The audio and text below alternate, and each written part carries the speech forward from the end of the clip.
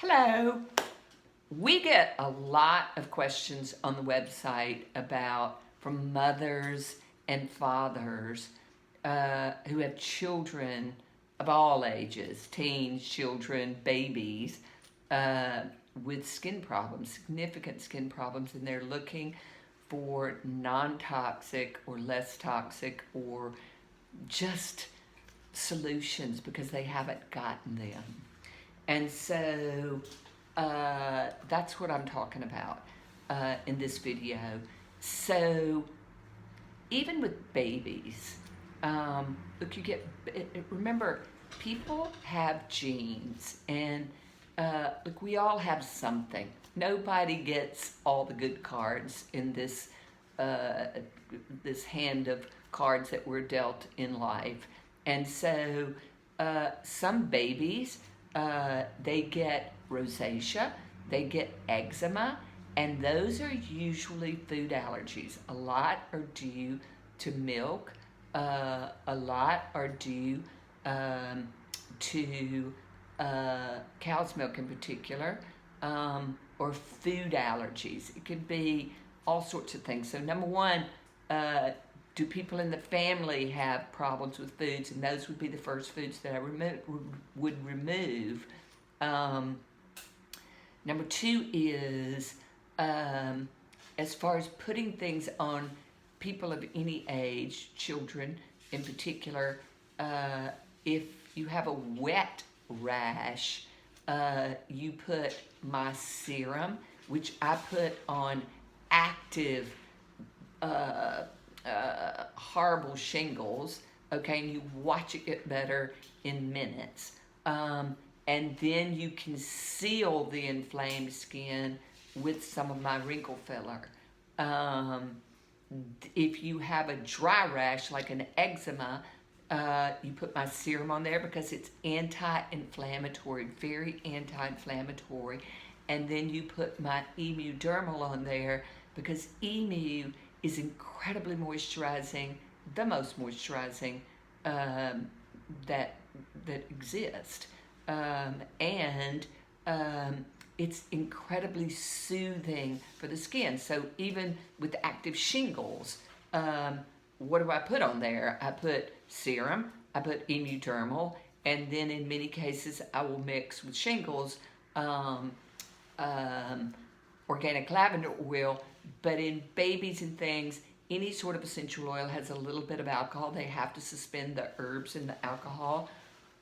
So I won't necessarily bring that in. I'll just do serum and Emu-Dermal on something that's a dry rash like an eczema. Cradle cap, etc. Those are usually due always to generally food allergies, and you want to use anti-inflammatory, non-toxic skin products on that. My cleanser, you put their head back, you wash it, it helps get rid of it, and then you put some of my serum on that, helps get rid of that. Always look for an internal reason to have things. For some reason they're inflamed. It's usually a gut issue. Do they have diarrhea? Do they have constipation? Do they have gas? Do they have colic? All that sort of thing is what you need to look for to find and figure out what the food allergy, but generally cow's milk is one of the biggest offenders. Now, as we get older, teens, etc., or they get to be pubescent, and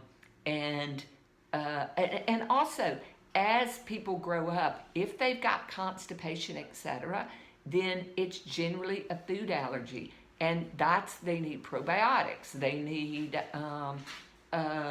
to look for a food allergy cause. Again, cow's milk, one of the biggest offenders. The second biggest offender is gluten. And the reason is because the way things used to be made with gluten is they used, they usually let the yeast and gluten sit. It consumed all the gluten. Now they let it sit for an hour. It used to be 24 hours, and it consumed all the gluten. Now all the allergenic parts of gluten are still available. So more and more people, they may not be celiac in the sense that genetically they're allergic, but they're sensitive, and increasingly you see it. Certainly you see it with acne. When I see teens with terrible cystic acne, the number one cause is gluten, and you just have to stop the gluten, and there are a lot of alternatives that you can eat instead. I know it's hard, but you can eat instead. Some people are allergic to corn. But when you see young people as they develop, they're starting to get pimples, they're starting to get blackheads, etc. Sugar is one of the biggest offenders. And look, we all like a little sweet in this life, but it's better to do fruit. The darker the fruit, the better. The eat right for your blood type fruits, because all fruits aren't good for people. A lot of people are allergic to oranges, etc. But what do you put on the surface of the skin? My serum, first and foremost, because it helps calm, it helps heal, it helps anti-inflame. And when you have any of these skin product problems, you're inflamed, even though internally may be the cause, and you may need to have some vitamin C, some fish oil, some glutathione, those things. Often we'll give them vitamin D at whatever dose their age is, because oftentimes that helps balance things.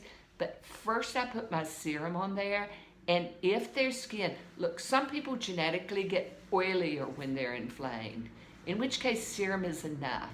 Okay, now if they've got pimples, etc., I go to exfoliating repair at night. They can sleep in it. I usually start every third night.